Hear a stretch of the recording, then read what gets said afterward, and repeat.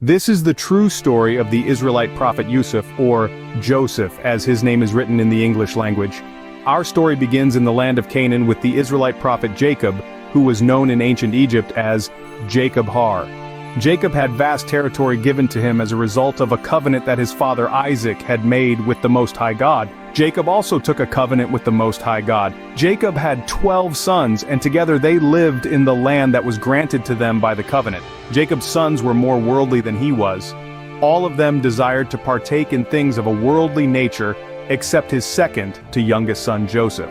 Joseph preferred to be around Jacob more and learn the way of God, much to his father's contentment. Joseph and his brother Benjamin were Jacob's last two sons, and so being the youngest, they were often more favored in Jacob's sight. However, it was Joseph who first broke the womb of Jacob's favorite wife, Rachel. Jacob had married Rachel's sister Leah as his first wife, and she gave him 8 sons. He later married their servants, and they granted him 2 more sons. However, it was when Rachel finally gave birth to Joseph that pleased Jacob most of all. This was because Jacob feared that Rachel was barren and would never give birth to children. Even the birth of Jacob's youngest son Benjamin did not bring him as much delight as the day that Joseph was born. After all of Jacob's children had grown up, except for Benjamin, who was still a young boy at the time, Joseph's older brothers began to be jealous of him. They hated that Jacob praised Joseph for his faith in God so often. One day, they all got together and conspired to kill Joseph. They asked Jacob to let them take Joseph with them on a hunting expedition. Jacob knew of his son's jealousy, but reluctantly agreed since Joseph wanted to go with them. Once they were far enough away, they grabbed Joseph and covered his face so that he didn't know where they were taking him. At first they planned to kill him, but their brother Judah suggested that they not kill him but trap him down a well and say that a wolf devoured him. They took his clothes and smeared lamb's blood all over them and lied to Jacob their father, telling him that Joseph was killed and eaten by a wolf. Though visibly distraught, Jacob accepted their story even though he didn't believe them. Joseph was later found inside of the well by caravan traders who pulled him up and took him with them to Egypt, where they sold him as a slave. The person who bought him was an Egyptian noble who treated him well, and by the grace of God, gave him easy tasks to do.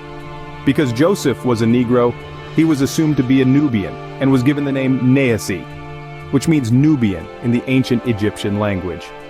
A few years passed with Joseph being content as a servant. However, Joseph continued to grow and grew taller as he became a fully grown man. The wife of the man who purchased Joseph began to have sexual desires towards him. She sought to seduce him, but Joseph refused her advances. She even tried to take his clothes off, but Joseph ran from her. She grabbed his shirt from the back and it tore in her hand. The man who purchased Joseph caught her holding a piece of his torn shirt, and so she accused Joseph of trying to seduce her. However, one of the other servants saw what happened and explained to the man that if his shirt is torn from the front, then his wife was telling the truth, but if torn from the back, then Joseph's account was truthful. When the man realized that Joseph had been telling the truth, he apologized to Joseph for what his wife had done.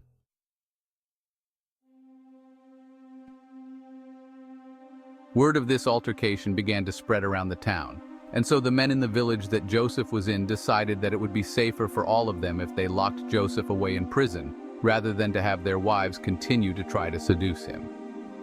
So Joseph was placed in a prison, and there he stayed for a number of years. Even in prison, he received mercy from God.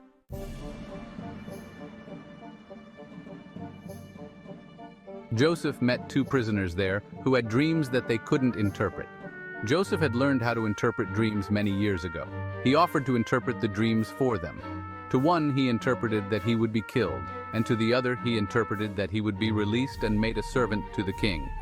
He asked the one who would be released to mention him to King Sheshi and how he was wrongfully imprisoned, and he agreed to do so.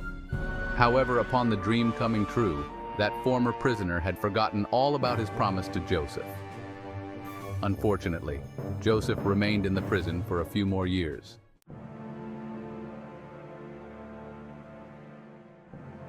One day, King Sheshi had a dream that he couldn't interpret.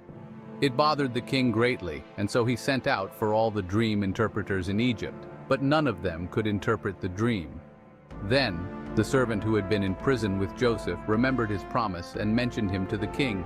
He told him, "Your Majesty, I know of one who can interpret your dream." So the king sent for Joseph. Joseph interpreted the dream for King Sheshi, and the king was very pleased because the dream that the king had was about a future famine in Egypt.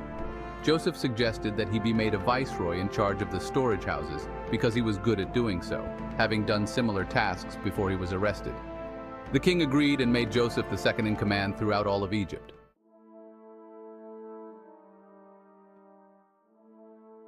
When Jacob's sons arrived in Egypt looking to trade for grain, news of their arrival had reached Joseph. He recognized them right away when he saw them. However, because Joseph wasn't fully grown when they left him in the well, his brothers didn't recognize the now fully grown Pinehezi at all. Pinehezi summoned his brothers to himself and asked them questions. He inquired whether or not they had any other brothers. They told him about their brother Benjamin, who had stayed behind. He told them that if they bring Benjamin to him, he would give them another camel's load of grain. However, if they refused, he wouldn't trade any more grain with them. Upon returning to Jacob, they explained what occurred and asked if they could take Benjamin back to get the second camel load of grain.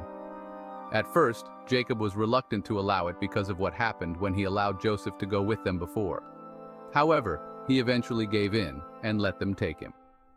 So Pinehezi's brothers set off to return to Egypt with Benjamin in order to trade for more grain. Once they arrived, they met with Pinehezi again, and he added another camel load of grain to their camels.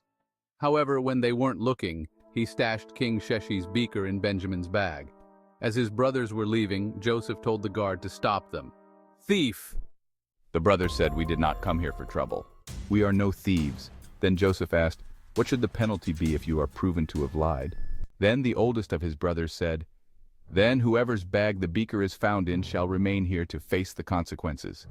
One by one, they searched their bags until they got to Benjamin's bag. "There it is!" cried the Egyptian guard. The eldest brother, looking astonished, replied, "Well, if he steals, there was a brother of his who used to steal also." Joseph knew that he was lying, but he did not reveal himself to them. He simply thought to himself, "You are the worst situated, and God knows the truth of what you assert." The oldest had pledged to Jacob that he would not leave Egypt without bringing Benjamin back with him, and so he pleaded with Joseph to take him instead. However, Joseph explained to him that by order of the king, he could not take anyone other than with whom they found his property. The brothers left Joseph's presence. Judah made a firm decision. He would stay in Egypt while the rest of his brothers returned to their father Jacob to explain the situation. As Judah stayed behind, seeking any information about Benjamin outside the palace, his brothers agreed and left Egypt. Upon their return, the brothers recounted to Jacob all that had transpired in Egypt. Jacob found their story hard to believe. Overwhelmed by grief at the loss of both Joseph and now Benjamin, he fell ill, gradually losing his sight. In his despair, he commanded his sons to return to Egypt to seek out their brother. Following their father's command, the brothers once again made the journey back to Egypt, determined to inquire about their brother.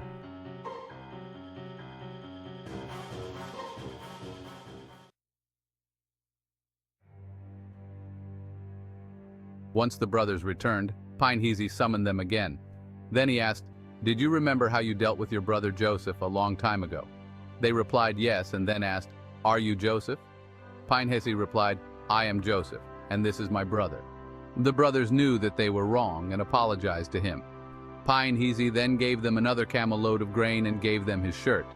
He told them to take the shirt to his father as evidence that he was still alive. The brothers then departed back to Canaan. Upon arriving and relating to Jacob what had happened, they did as Joseph instructed them to with his shirt, and Jacob began to feel much better. He joined his sons, and they all packed up and moved to Egypt.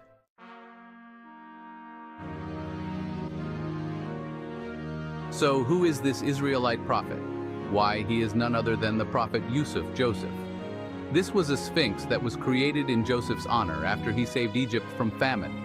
Because ancient Egyptian craftsmanship was so precise, this is the closest thing we have in antiquity to an actual photograph of the prophet Joseph today. For those who think that this can't possibly be Yusuf or Joseph, I will share some of the parallels from the life of Neasi with the biblical and Quranic scriptures. Neasi was born in Canaan and moved to Egypt as a teenager. His predecessor was named Jacob. His name is listed in Egyptian records as two names, which are Neasi and Pinehesi. which as stated earlier is the Egyptian version of the Hebrew term paneah. This is because there are no vowels in written Hebrew, so minus the letter S on the end of Pinehesi, both names are spelled the exact same way in ancient Hebrew.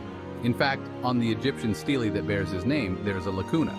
A stele is an Egyptian record, and a lacuna is something that can't be read. However, prior to the lacuna, the letters written are WSF. However, in ancient Semitic dialects, the letters W and U are the same letter and make the same U sound.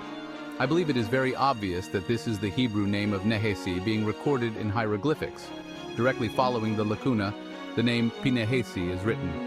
Were this written in ancient Hebrew, the letter Y would have been added to indicate that this was a name, and thus it would have been recorded Yusf, or Yusuf, as it is properly pronounced. And there you have it. This prophet is no less and none other than the prophet Joseph or Yusuf as pronounced in Semitic languages.